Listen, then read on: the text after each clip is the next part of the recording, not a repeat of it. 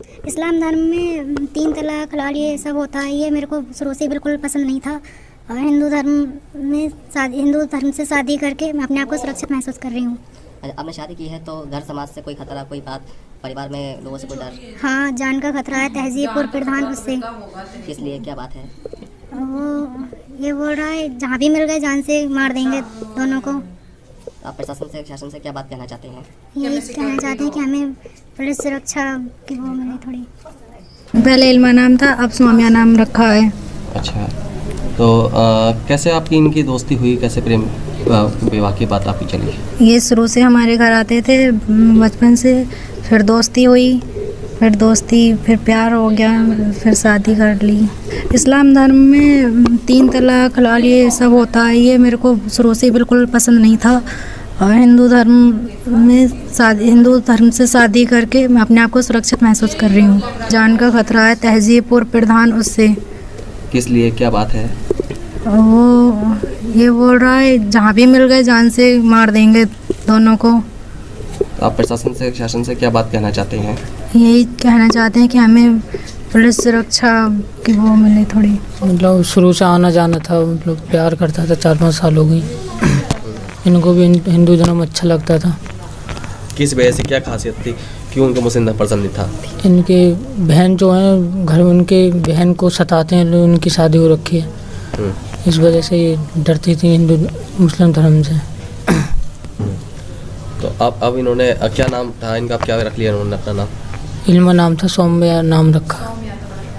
किस तरह की रीति रिवाज थे इनको नफरत थी मुस्लिम के और हिंदू धर्म में, क्या फ़र्क लगा? मुस्लिम में 3 तलाक से नफरत थी। और अब प्रशासन से क्या मांगे आपकी बरेली कानून, किस तरीके की मांग करते हैं? शासन से सुरक्षा मिले हमें, और किसी से किसी जान का खतरा आपको? जान को खतरा। तहजीब बाबू इसका प्रधान, पूर्व प्रधान है, इसका पड़ोसी, उससे हमें जान का खतरा है, मेरे घर वालों। ये थी आज की वीडियो। और कहते हैं ना कि ये इश्क नहीं आसान, बस इतना समझ लीजिए, आग का दरिया है, डूब कर जाना है। कूद लिया मेरी बात में, हो गई खुशी, शुक्र है। क्योंकि जो चीज मुझे आती है मुझे फिर सब्र नहीं आता बोलने में, इसलिए मैं फटाफट बोल लेती हूँ। आप बड़ी महान हस्ती हैं। Thank you. अच्छा, अब बात करेंगे कि धर्म बदलना और दूसरे धर्म में शादी करना, घर छोड़ना, गांव छोड़ना, फिर तरह तरह की धमकियां आना।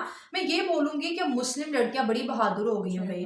पहले तो ऐसे अपने रिलीजन से बाहर तो कोई शादी करने का सोच ही नहीं सकती थी। हाँ। लेकिन लड़कियों को किसने मजबूर किया?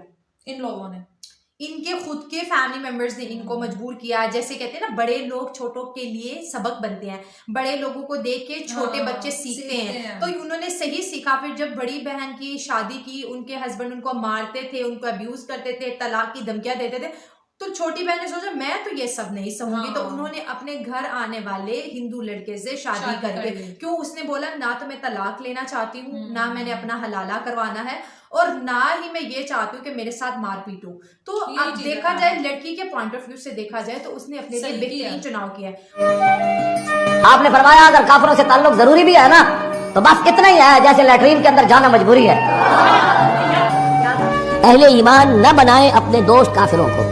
और जब आप कुरान मजीद खोलेंगे और देखेंगे सूरह तौबा सूरह नंबर 9 आयत नंबर 5, उसमें बराबर यही लिखा है कि जहाँ भी आप काफिरों को पाओ वहाँ उनका कत्ल करो। जो तुम दोस्त बनाते हो ना काफिरों को दोस्त मत बनाओ।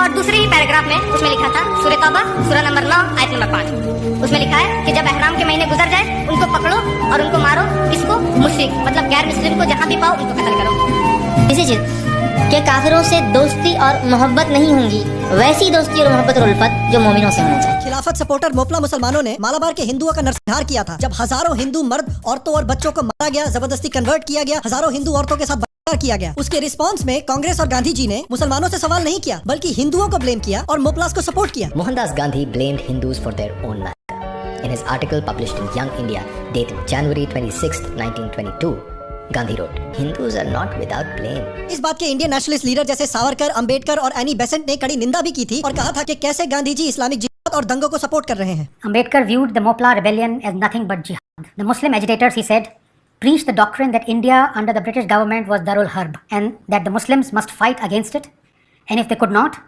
They must carry out the alternative principle of hijrat. Godse के साथ साथ कई इंडियन नेशनलिस्ट और रेवोल्यूशनरीज जैसे कि सुभाष चंद्र बोस जैसे सावरकर, भगत सिंह, चंद्रशेखर आजाद, ये लोग गांधी जी से सहमत नहीं थे। ये लोग मानते थे कि भारत को आजादी दिलाने के लिए हिंसा का सहारा लेना पड़ेगा, क्योंकि ये लोग इंडियन कल्चर को समझते थे। ये समझते थे कि अहिंसा परमो धर्म, लेकिन अधर्म से लड़ने के लिए कभी कभी हथियार उठाने पड़ते हैं। यही सीख हमें श्री कृष्ण ने भी दी थी। यदा हि धर्मस्य ग्लानिर्भवति भारत अभ्युत्थानम् अधर्मस्य तदात्मानं सृजाम्यहम् परित्राणाय साधूनां विनाशाय च दुष्कृतां धर्म संस्थापनार्थाय संभवामि युगे युगे।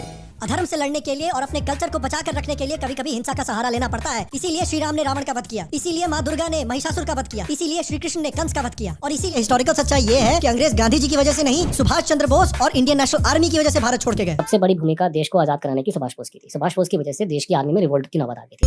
ऐसे और वीडियो के लिए वीडियो को लाइक करें, चैनल को सब्सक्राइब करना बिल्कुल ना भूलें। जय हिंद, जय भारत।